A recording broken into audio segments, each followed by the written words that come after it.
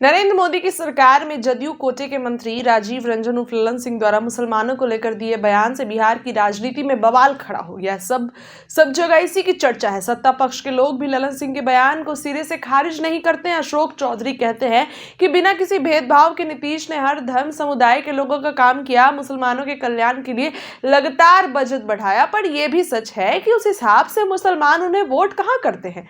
भाजपा की तो मुसलमानों पर यह लाइन ही रही है, इसलिए उनके नेता भी ललन सिंह की लाइन दोहरा रहे हैं। सीएम नीतीश कुमार ने मुसलमानों के लिए जितना काम किया है, वाकई उस अनुपात में जदयू को वोट नहीं मिलते।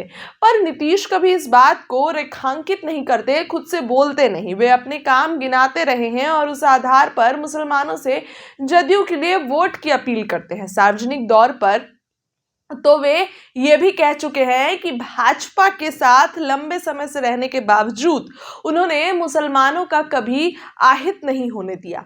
वैसे भी नीतीश कुमार मज़ारों पर तेजपोशी करते हैं तो गुरुद्वारा साहिब भी जाते हैं। जानकी मंदिर बनाने की उनकी पहल भी सबने देखी है। ललन सिंह का बयान नीतीश की नीतियों और सिद्धांतों से मेल नहीं खाता है। हालांकि मुसलमानों को लेकर इस तरीके के बयान देने वाले ललन सिंह जदयू के पहले मंत्री नहीं है। इससे पहले सांसद देवेश चंद्र ठाकुर ने भी तीखी बात कही थी। उन्होंने कहा था कि उन्हें मुसलमानों और यादवों से वोट नहीं मिलता है, उनका कोई काम अब नहीं करेंगे। जदयू नेता के ऐसे बयान भाजपा नेताओं से अलग नहीं दिखते हैं।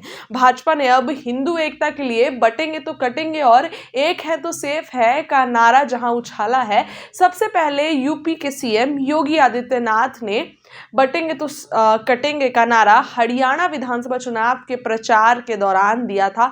बाद में वह इस नारे को महाराष्ट्र और झारखंड में भी रटते रहे।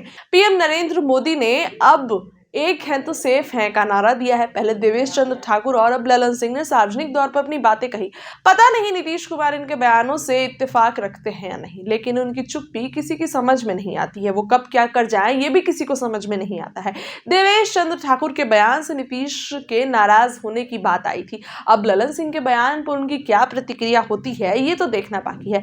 वैसे अब तक नीतीश कुमार का मुसलमानों के बारे में जैसा रुख है, उससे तो यही लगता है कि ललन सिंह की बात उन्हें हजम नहीं हुई होगी, क्योंकि जिस तरीके से नीतीश कुमार मुस्लिमों को काफ़ी ज़्यादा ये आश्वासन देते हैं कि उनका कोई भी काम रुकेगा नहीं। ललन सिंह के बयान पर आरजेडी के नेता व पूर्व डिप्टी सीएम तेजस्वी यादव कहते हैं कि भाजपा की संगति का असर है कि भाजपा के बोल बोलने लगे हैं। अगर तेजस्वी यादव की बात में थोड़ा भी दम है तो ये मान कर चलना चाहिए कि ललन सिंह अब पूर्व केंद्रीय मंत्री आरसीपी सिंह की राह पर चल पड़े हैं। जी हाँ, आरसीपी सिंह जब जदयू कोटे से मोदी के पहले मंत्रिमंडल में सदस्य बने तो अपनी ही पार्टी की बिहार को विशेष राज्य का दर्जा देने की मांग को खारिज करते रहे, भाजपा के हो गए। कहते तो ये भी हैं कि नीतीश कुमार की मर्जी के खिलाफ उन्होंने मंत्री पद स्वीकार कर लिया था, तब वे जदयू के राष्ट्रीय अध्यक्ष भी थे। नीतीश एक मंत्री पद नाकार चुके थे। वहीं यही वजह रही है कि जदयू ने उन्हें दोबारा मौका नहीं दिया और